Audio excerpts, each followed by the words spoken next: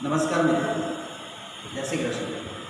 देखो बच्चों, chapter number 4 कथनी और करनी के बारे में आज हम देखते हैं। चैप्टर नंबर 1 और 2 जो हमने एक्सप्लेनेशन कर लिया, नंबर 3 वो रखते हैं, बाद में करेंगे।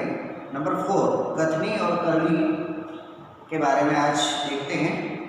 सबसे पहले मैंने बोर्ड वर्क कर लिया है, आपको जो नोटबुक में लिखने को बताया है सर जी ने, तो आपको भी जो एक नोटबुक्स में जो होमवर्क में लिखते हैं तो ये बोर्ड वर्क कर लेने का है।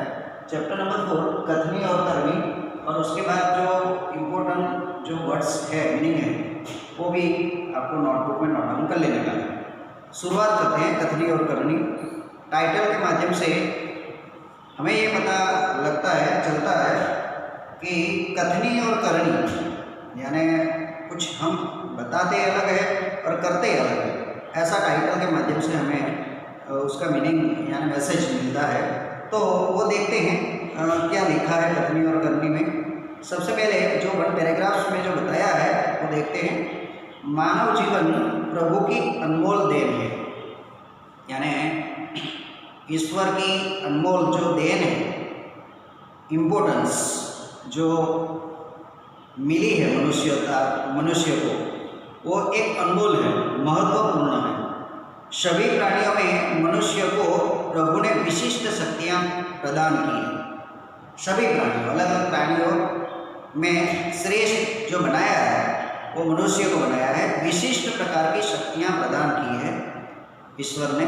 इसलिए यह संसार में बहुत ही अच्छे ढंग से ही जीवन यापन करता है। इसलिए मनुष्य की जीवन शैली ही एक अलग प्रकार की है, यानी श्रेष्ठ जीवन शैली की बात यहाँ पे बताने का प्रयास किया है।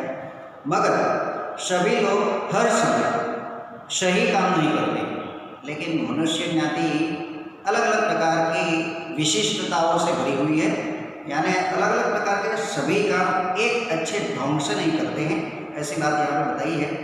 कई बार मनुष्य कहता कुछ और है और करते कुछ और है, यानी कथनी और करनी में डिफरेंस भेद है। कई मनुष्यों की कथनी और करनी में जो अंतर बताया है यहाँ पे देखने को मिलता है। इस बात को यहाँ पे प्रस्तुत निबंध के रूप में उजागर किया है, यानी यहाँ पे जो 1 पैराग्राफ्स में जो मैसेज मिला है, इम्पोर्टेंस मिली है, कथनी और करनी मनुष्य में क्या डिफरेंस होता है, क्या तफावत होता है। हर मनुष्य एक जैसा नहीं होते हैं, सभी की विचारधाराएं अलग अलग प्रकार की होती है।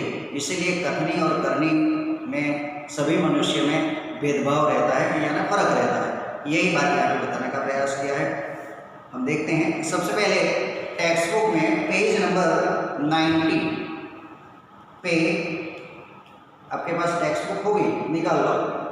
उसके बाद पेज नंबर 90 में ये पेज निकाल लो।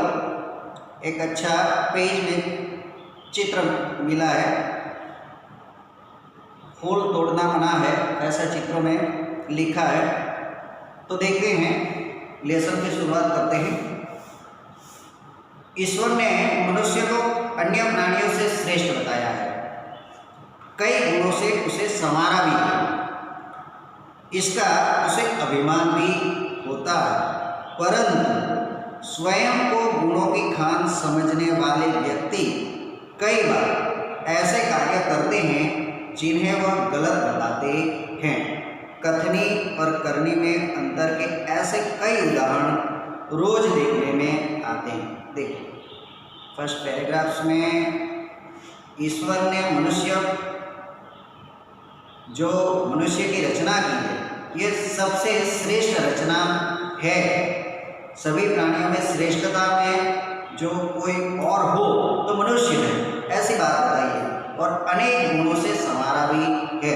इसीलिए मनुष्य को एक प्रकार का अभिमान है और होना भी चाहिए, ऐसी बात यहाँ पे बताया है। फिर भी उनकी सोचने की शक्ति कभी क्षीण हो जाती है, नष्ट हो जाती है। तो यहाँ पे कथनी और करनी के उदाहरण के माध्यम से और एग्जाम्पल के माध्यम से बताने का प्रयास किया है। तो सबसे पहले एग्जाम्पल देखते हैं कि क्या डिफरेंस यानी क्या तफावत होता है मनुष्य में। देखो यहाँ पे जो चित्र में जो बताया है वही चित्र की बात यहाँ पे बताने का प्रयास किया है। बस्ती के बीच सरकार ने पार्क बनाने की जगह छोड़ रखी थी। खास करके हम देखते हैं नगर जनों में, और नगर में खास करके गवर्नमेंट ऑफ गुजरात और इंडिया भारत सरकार भी नगर के बीचों बीच कभी कभी रास्ते के आजू बाजू में एक अच्छा पार्क बनाते हैं। तो वही बात यहाँ पे बताई है कि बस्ती के बीच सरकार ने पार्क बनाने की जगह छोड़ रखी थी। बरसात के मौसम में मोहल्ले के एक सज्जन को उसमें फूलों के पौधे लगाने की बात सूझी। बात अच्छी थी। वे कहीं से पौधे लाए, कतार से उन्हें रोपा, देखभाल भी की। पौधे बड़े हो गए। कुछ दिनों के बाद फूल खिलने लगे, पार्क अच्छे लगने लगा। मोहल्ले के लोग सुबह शाम पार्क में टहलने लगे। नेक्स्ट, फूल सबको अच्छे लगते हैं। पार्क में लोग के आने जाने से उन्हें यह लगा कि लोग इन फूलों को तोड़कर ले जाएंगे। उन्होंने एक तख्ती के रूप में यह लिखकर टांग दिया कि फूल तोड़ना मना है। आते जाते सब उसको पढ़ते, कोई भी फूलों को नहीं तोड़ते। पर मजे की बात तब सामने आई जब लोगों ने तख्ती लगाने वाले सज्जन को बड़े सवेरे जल्दी जल्दी फूल तोड़ते देखा। वे अपनी शर्म मिटाने के लिए बोले, पूजा के लिए तोड़ रहा हूँ। देखो बच्चों, यहाँ पे फॉर एग्जाम्पल पहला एग्जाम्पल बताया है, तो यहाँ चित्र में लिखा भी है फूल तोड़ना मना। एक सज्जन की बात बताई है। खास करके नगरजन में ऐसी व्यवस्थाएं गवर्नमेंट खड़ी करती हैं। तो पार्क की जगह में जो भारत सरकार यानी गवर्नमेंट ऑफ गुजरात जो एक पार्क बनाते हैं, वहाँ पे अलग अलग प्रकार के पौधे लगाते हैं और अच्छी तरह से उसको संवारते हैं। ऐसी एक बात जो गवर्नमेंट करती है, उसमें एक सज्जन को भी ऐसा लगा कि चलो भाई हम भी कुछ यही पार्क में एक पौधे डालते हैं। तो उसकी सोच अच्छी थी। उन्होंने पौधे डाले भी और थोड़े दिन निकल गए, महीनाओं निकल गए। उसके बाद यही पौधे में अच्छे अच्छे फूल आने लगे। वही पार्क में भारत सरकार और गुजरात सरकार ने भी अलग अलग प्रकार के औषधियाँ पौधे लगाए हैं। अच्छा पार्क बन गए हैं। नगरजन सब लोग वही पार्क के आजू बाजू में टहलने के लिए आते हैं और सब लोग एक प्रकार की खुशी का आनंद प्रकट करते हैं अच्छा पार्क देखकर। लेकिन वहाँ अच्छे फूल आने लगा तो वही सज्जन ने एक तख्ती पे लिख दिया कि फूल तोड़ना मना है। सब लोग टहलने सुबह सुबह आते हैं।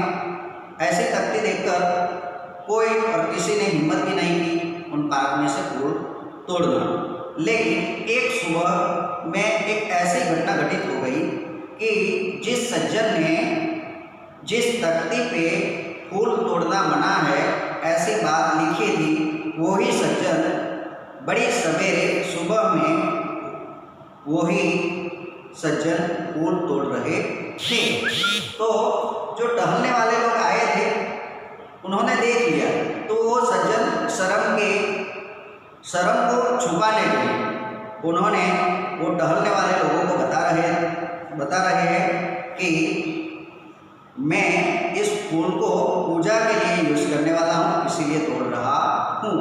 कहने का मतलब ये है बच्चों कि कथनी और करनी में यही भेदभाव है कि भाई हम किसी को बताते हैं कि भाई ये फूल नहीं तोड़ना है और ये नहीं करना है, लेकिन ऐसी बात नहीं है। सबसे पहले अनुशासन हमें करना पड़ता है कि भाई ये फूल हमारे लिए नहीं है, ये फूल एक अच्छे नगरजनों के लिए हैं। इसीलिए यहाँ पे फॉर एग्जाम्पल बताकर ये बात बताने का प्रयास किया है कि कथनी और करनी में भेदभाव ये है कि जो हम कुछ करते हैं उनका अनुशासन हमें कुछ करना चाहिए, लेकिन हम जो अनुशासन करने की बात करते हैं लेकिन वो करते नहीं हैं। इसीलिए कथनी और करनी में यही तफावत है कि भाई फूल तोड़ना मना है, जो हम तख्ती पे लिखा है और हम ही तोड़ते हैं तो ये बात अच्छी नहीं है। क्या डिफरेंस होता है कि हम जो कुछ बताते हैं वो करते नहीं हैं। ये फॉर एग्जाम्पल नंबर 1 की बात यहाँ पे बताई। दूसरी बात देख लेते हैं बाद में। देखो फॉर एग्जाम्पल 2, थोड़ी देर बाद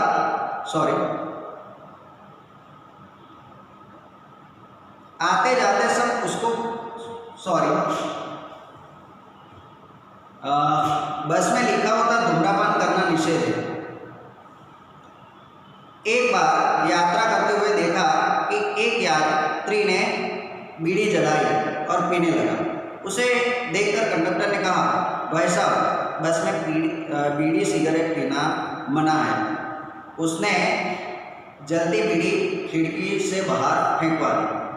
थोड़ी देर बाद कंडक्टर ड्राइवर के कैबिन में जाकर बैठा, सिगरेट जलाई और दोनों पीने लगे। एक दूसरे यात्री ने यह देखा तो लिखे हुए वाक्य की तरफ इशारा करते हुए कंडक्टर से कहने लगा, भाई साहब बस में सिगरेट पीना मना है। इस पर कंडक्टर सीधे बोल उठा, यह वाक्य आपके लिए है न कि हमारे लिए है।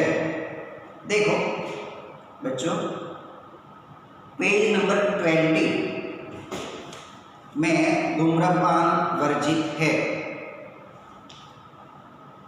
सेकंड एग्जांपल यहाँ पे बताया है कि भाई यहाँ पे जो एक चित्र है वही चित्र में धूम्रपान वर्जित है, ऐसी बात यहाँ पे बताने का प्रयास किया है।